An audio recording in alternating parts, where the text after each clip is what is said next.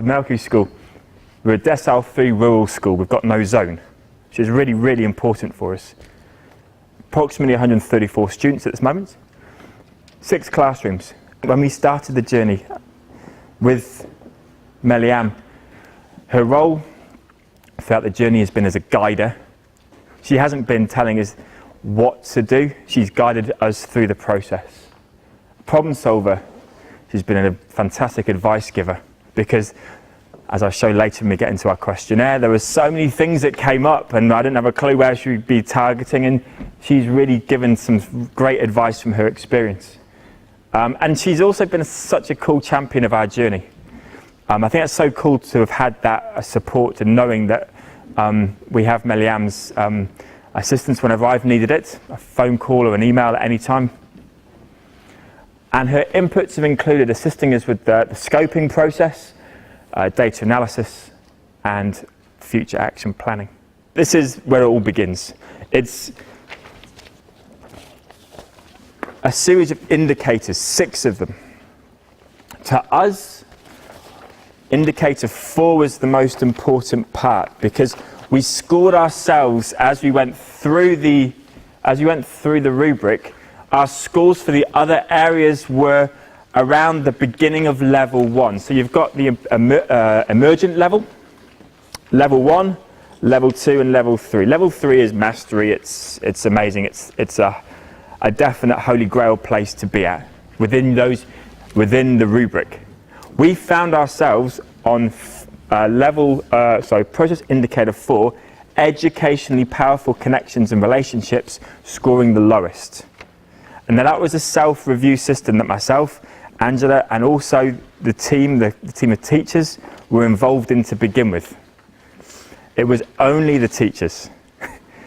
Looking ahead now, from what I know now after a year, our next step is to involve the community in that process. We haven't done that yet. That's the next part. But as a place to start, it must be done internally.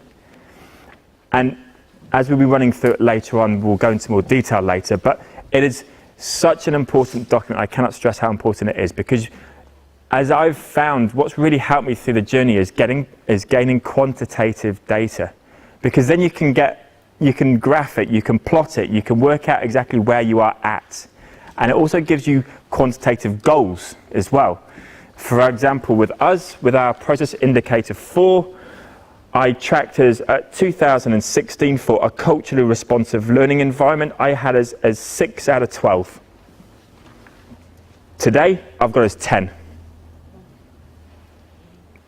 4, community collaboration and partnerships extended and enrich opportunities for students to become confident, connected, actively involved lifelong learners.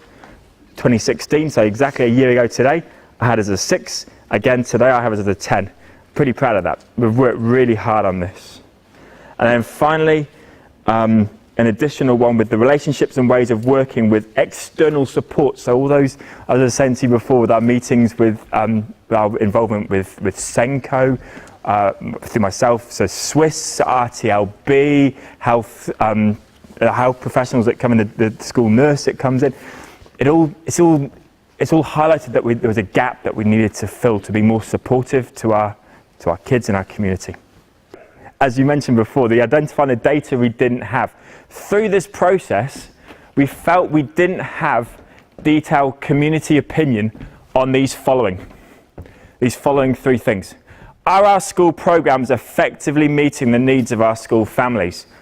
It wasn't that they weren't, or it wasn't necessarily that they were, or we just didn't know. Really, we couldn't actually say that we really knew with certainty. How does our community rate its access to student learning? Again, we couldn't make a judgment on that.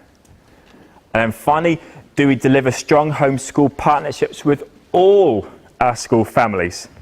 I think for that one we probably thought, we probably don't, but probably we need to take away the probably and actually chart it and get some actual finite answers, I suppose, and that's where we could quantitatively plot it. So, in order to prove the outcomes for our community, we need to hear from our community. The practice survey. I cannot speak highly more highly of this. It was just brilliant. 50 questions and 50 answers that you're going to get back from your community on these topics: belonging, working together, homeschool partnerships, inclusive learning, cultural responsiveness, embracing diversity, and exclusive practices. So the questionnaire aims obviously to get information on these topics, but also to identify our areas of strengths, but most importantly, what are our areas of improvement. We sent it out to our 99 school families at that particular time. We gave them a week to complete the questionnaire. We handwrote all the envelopes. We put in a pencil to every envelope. We took them back. I know I went to at least 2 families to pick up the questionnaires from them. But the whole result of the effort, and we pushed it, I think each class, we had a competition who could get them back the quickest, or who's the biggest setback would get, I think it was some sort of food incentive that usually is. 88%, okay, it's not 100%. We'd have loved to have had those additional 11 families. We really would have, but we knew that it was as close, it was a really good mark to work from. But this was the key. This was the key. And the focus areas, 2 really big areas that came out. But the first question we found that we scored very low in, or the lowest probably, was staff use my knowledge to help plan my child's learning goals. And that's when I'm going to get the kids involved in a second with showing what we've done to address that. We only had 52% agree strongly. 52%, you might think, oh, that's over half. But no, you've got 48% of family finally that don't believe it's as good as it could be. And that's a lot. 48% is a lot. The next part, school regularly contacts me to share my child's successes. Again, you could look on the positive and say, oh, 54% really agree, but 46% don't. Our school baseline picture from our data showed, as a school, we need to strengthen homeschool partnerships. As a school, we need to strengthen inclusive learning practices. Action was based around 3 identified ideas from the questionnaire. Action 1, sharing incremental successes. I just want to share with you how we did that. The second one, strategies to enable families to assist with setting children's learning goals.